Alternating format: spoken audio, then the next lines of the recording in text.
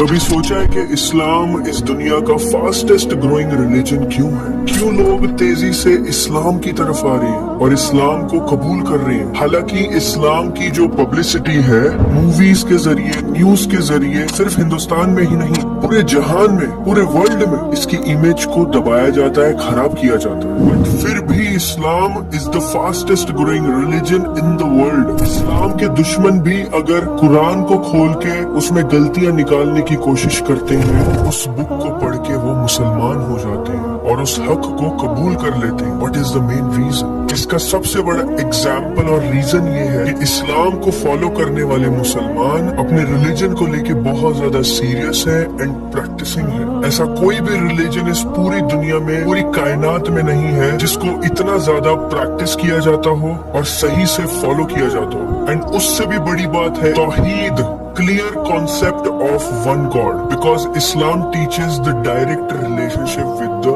Allah. बीच में कोई भी इंटरमीडिएट नहीं है and that's the तौहीद। इस्लाम में इक्वालिटी, चाहे कोई काला हो, गोरा हो, अमीर हो या गरीब हो, किसी भी जाति का हो, किसी भी तबके का हो, डजंट मैटर, हर एक मुसलमान एक दूसरे का भाई है। एंड द कुरान, जो इंसान कुरान पढ़ता है उसको समझ में आता है कि Quran is the manual for human beings. ये जिंदगी जीने की किताब। अगर कोई इंसान कुरान के हिसाब से अपनी जिंदगी जिएगा, वो इंसान कभी भी इस दुनिया में रुसवा नहीं हो सकता, चाहे वो अपने बिजनेस के पॉइंट ऑफ व्यू से हो, चाहे वो अपने रिलेशंस के पॉइंट ऑफ व्यू से हो, चाहे वो जवानी में हो, बुढ़ापे में हो, चाहे वो कैसे भी हो। तो ये मेन रीजंस हैं जिसकी वजह से इस्लाम इस दुनिया में तेजी से फैल रहा है। डच फ्रीडम पार्टी के member Joram van Klaveren, former member of PVV, Arnoud van Broon, Alternative for Germany के लीडर आर्थर वैगनर, तो ये लोगों ने इस्लाम को बदनाम करने के लिए कुरान को पढ़ा था, बट एट द एंड